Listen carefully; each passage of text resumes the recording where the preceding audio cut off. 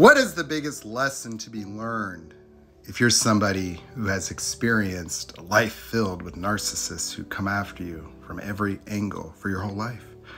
Well, as challenging as this sounds, it's really not taking it personally. The truth of the matter is that it isn't really about you. Never has been. It's not even about them. It's about a pathology. Their behaviors are inescapable for them. This is just who they are. It is how they see the world, and it is an inevitability for them. And if you're a people pleaser, it will be an inevitability for you until you wake up from that nightmare. In a way, we've been described as the sheep amongst the wolves, and they are the wolves in sheep's clothing. And this has been the battle of good versus evil for as long as human beings could speak. They've tried to describe these personalities, the Jezebel spirit, if you will. So that's what they do. And for those of us that wake up from the nightmare, you will find that there is a utility towards looking at ourselves and how we feel as a result of these relationships. That those underlying foundational concerns we have about ourselves, whether we're broken, not good enough, unlovable, unworthy, something's wrong with me, is the very triggers through which these people coexist with us. It is the basis for all narcissistic abuse, all gaslighting, all Darvo, all guilt tripping, is our automatic ways of reacting and reframing reality. That when we get our buttons pushed, it transforms the way we see someone because the guilt automatically comes up and it really strongly condenses our mind. It enables them to just implant thoughts and ideas in those moments that confuse us, that misdirects us, that when you're trying to hold someone accountable, what are they going to do? Oh, they're going to transform right into a victim, right into anger, right into accusations, right into innuendo. And you're going to automatically feel as if it might be your fault or very confused. How many of us were just trying to raise an issue with someone? Just trying to hold them accountable. And accountable doesn't mean necessarily being disrespectful. Sometimes you were just going in good faith. You wanted to try to understand. You didn't want to rush to judgment. You wanted to try to figure out why this person you care so much about is doing something that's very confusing given how you see them. And then, of course, that always ends up your fault, doesn't it? And then you end up smeared. You end up destroyed. You end up taken advantage of, bamboozled, used, discarded over and over and over and over. But why it's important not to take it personally is because it's not. Because it's not us that's the problem, it's them.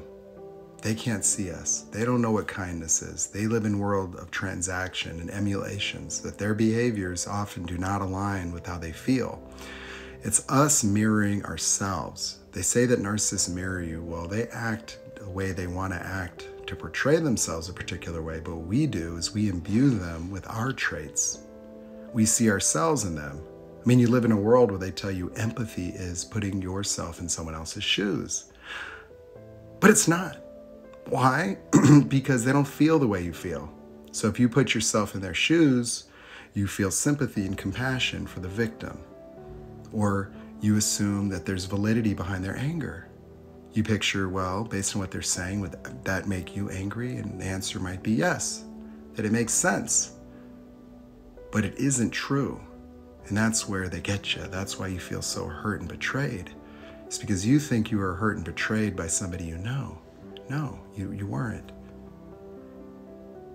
You were hurt by the already existing feelings, that most of what you suffer with isn't real. If you're stuck ruminating, thinking there's something wrong with you months afterwards, that's our own creation. That there wasn't something wrong with us. We were never not good enough for these people. It's quite the opposite. They were never capable of delivering a relationship.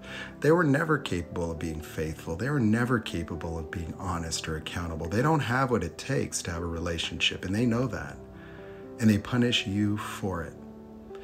That they have to be the victim in order to protect themselves from the reality of their corruption, the reality of their shame, the reality of their self-directed hatred and anger, The reality, they can never be like you. They can never have real love or creativity or compassion. They can never even understand it.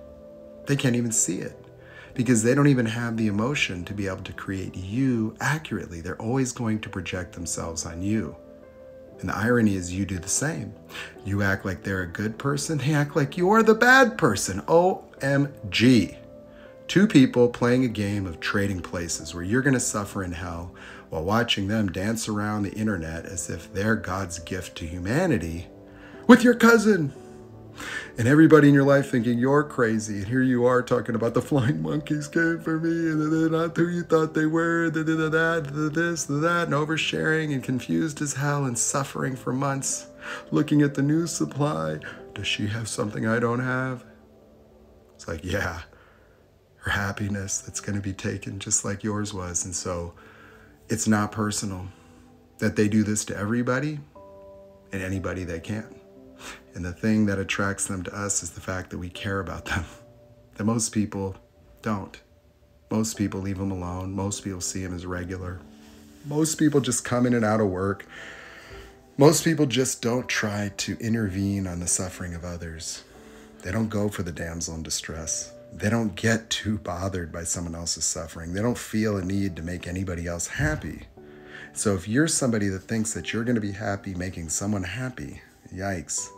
The number one ingredient to people pleasing is someone else's misery. And that's how they hook you. Once you take on the responsibility of making a narcissist happy, boom, your twin flame, once you're out of that nonsense, it looks like a dumpster fire on its way to hell. I picture the twin flame being a dumpster fire on the top of a big hill in San Francisco, going down. And guess what the narcissist is going to do? Right before they get you to the portal of hell, where they're going to jump ship on you and let you crash and burn, they're going to jump out and you're going to look at them.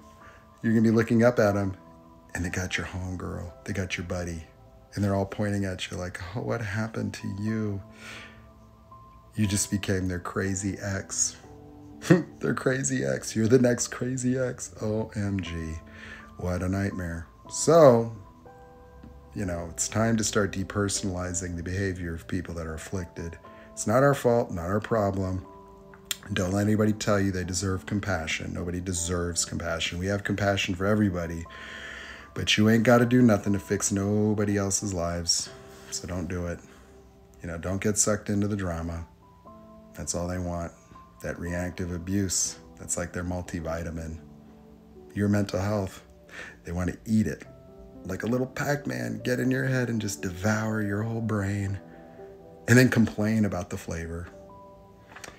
Yeah. No. No. Oh, gosh.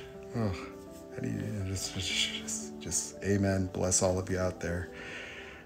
It's a rough one. 2023 taught a lot of us some pretty painful lessons. So for those of you, you're just like starting to learn, study up. These narcs are narking. They're out there, man. And they want to tear your soul right out of your body and eat it like some caviar. And then tell everyone you're crazy.